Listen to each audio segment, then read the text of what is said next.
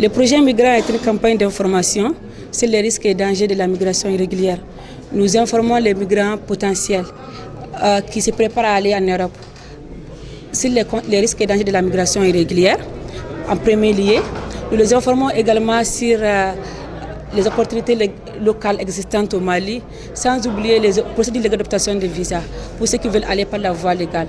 Car la migration, en général, est un droit de migrer et cependant il faut s'informer sur les conditions d'entrée et de séjour dans les pays de destination et les pays de transit. Nous sommes là pour apporter toutes les informations nécessaires, précises, actualisées sur les risques et dangers de la migration en général et sur les opportunités locales ainsi que les procédures d'adaptation de visa.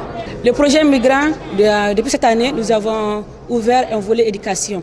Un volet éducation qui consiste à d'abord former les enseignants des différents établissements secondaires sur la migration irrégulière en général, sur les risques et dangers ainsi que sur les opportunités locales, pour permettre à ces mêmes enseignants de former leurs élèves dans les mêmes différents établissements pour qu'ils puissent avoir des connaissances sur la migration en général, qu'ils puissent comprendre les enjeux de la migration irrégulière et qu'on puisse susciter le débat de la migration avec les élèves pour leur faire comprendre le phénomène migratoire au Mali, en Afrique et dans le monde, à travers les réalités des pays de destination, les réalités des pays de transit et les risques liés à cette migration depuis le départ, les risques aussi liés au fait de faire confiance à des passeurs qui peuvent mettre leur vie en péril. Le message que j'ai à lancer au niveau de la jeunesse, c'est surtout de s'informer avant de prendre toute décision. Nous avons remarqué depuis l'ouverture de ce projet, le commencement de ce projet Migrant en 2018, qu'il y a beaucoup de jeunes qui s'intéressent à la migration, mais qui n'ont pas les informations nécessaires pour pouvoir se préparer et pour pouvoir prendre cette grande décision qui est une décision qui a vraiment beaucoup d'obstacles si toutefois la jeunesse n'est pas informée par rapport à ça. Mon appel surtout, c'est de dire à la jeunesse qu'il y a beaucoup d'opportunités au Mali, en lien avec la formation professionnelle. Il y a beaucoup d'opportunités au Mali dans le monde par rapport aux bourses d'études pour pouvoir aller renforcer leurs connaissances à l'étranger et qu'ils doivent connaître, qu'ils doivent comprendre pour pouvoir prendre une bonne décision, ne pas mettre leur vie en danger. Principalement, cette formation, c'est de pouvoir susciter le débat avec les élèves, leur fournir des connaissances qui peuvent leur permettre de pouvoir transmettre les messages à leurs connaissances, à leurs amis qui n'ont pas eu la chance, l'opportunité de participer à cette formation pour pouvoir leur donner des informations capitales en lien avec la migration irrégulière. Nous avons un manuel de formation.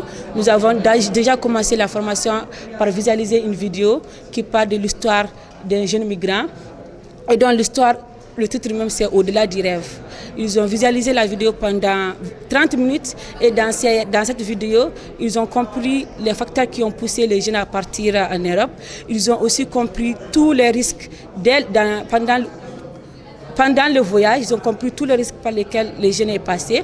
Et pendant aussi son voyage dans le pays de transit, il a abordé les risques, les dangers, les conséquences. Et même étant en Italie, il a aussi abordé les conditions de vie dans les centres d'accueil, d'asile. Et après, il a décidé de faire un retour volontaire. Il a expliqué comment est-ce que le processus s'est fait. Après, il est retourné au Mali. Il a décidé de travailler les champs de son père, comme l'a conseillé sa maman dès le départ. Et tous ces facteurs-là qu'ils ont vus pendant cette vidéo, on a pu leur poser des questions pour qu'ils puissent comprendre et pour qu'ils puissent nous donner des histoires ou des histoires déjà vécues de leurs frères et des sœurs qui correspondent ou qui sont vraiment similaires à l'histoire d'Ousmane.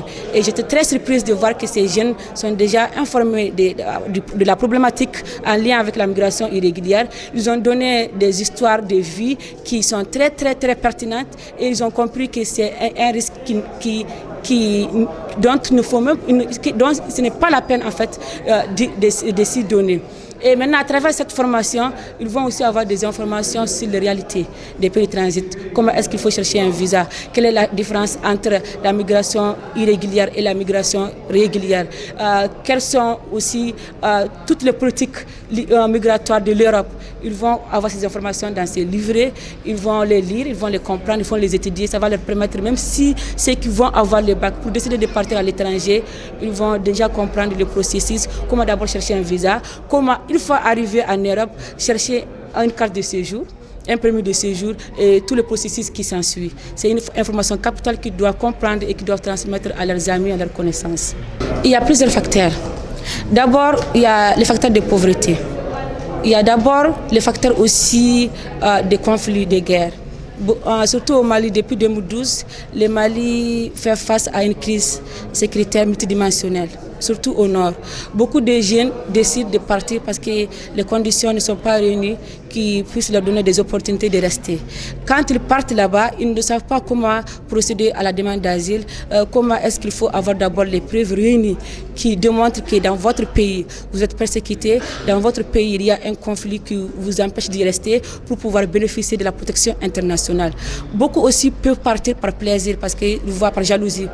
Ils voient que leurs amis sont partis déjà au préalable, ils ont réussi et ils veulent faire la même chose. Il y a d'autres aussi qui partent parce que c'est leur culture qui demande. Par exemple, le cas des Marcas. C'est vraiment, à un certain âge, il te faut obligatoirement quitter ton pays, aller chercher à gagner ta vie ailleurs. Sinon, tu n'es pas un homme. Donc, du coup, lié à ces facteurs, qui sont d'ordre climatique aussi, qui sont d'ordre culturel, qui sont d'ordre environnemental, qui sont d'ordre économique.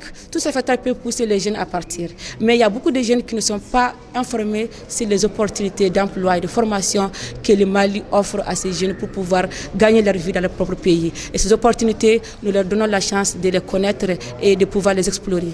Dans les pays étrangers tels que la Libye, il y a les risques de noyade.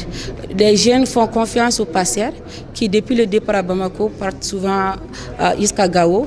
À Gao, le réseau de passeurs aussi est là-bas, mais n'est pas très connu, c'est caché. Et ces jeunes se donnent à ces passeurs qui les mettent dans des camions de mauvais état. Ils partent dans le désert qui fait à peu près 3 600 000 km². Ils partent dans ce grand désert, ils peuvent faire jusqu'à 2 semaines avant d'arriver en Libye, parce qu'ils passent d'abord en transit par le Niger. Le Niger a une loi qui incrimine les passeurs de pouvoir passer. Et ils ne savent pas. Les passeurs peuvent les abandonner une fois au Niger. Ils vont se débrouiller eux-mêmes de traverser tous ces déserts pour arriver en Libye. Une fois en Libye également, c'est d'autres obstacles. Il peut y avoir des arnaqueurs qui peuvent les soudoyer de l'argent, qui peuvent appeler leurs parents pour que ces parents leur envoient de l'argent ou bien vont les tuer. D'autres, par chance, peuvent même aller jusqu'à traverser la Méditerranée. Mais là encore, il y a des passeurs qui les mettent dans des bateaux de mauvais état.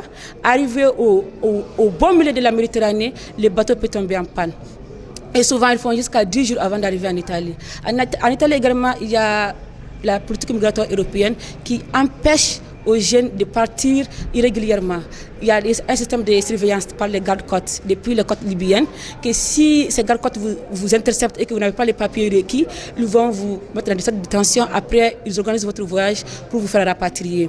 Donc ce sont des risques dont ces jeunes font face. Ils ne sont pas au courant depuis 2018. Ce n'est pas facile de passer comme ça vers la Libye. Il y a beaucoup de jeunes aussi qui ont changé d'itinéraire de voyage. Ils partent par le Maroc, ensuite l'Espagne et l'Europe.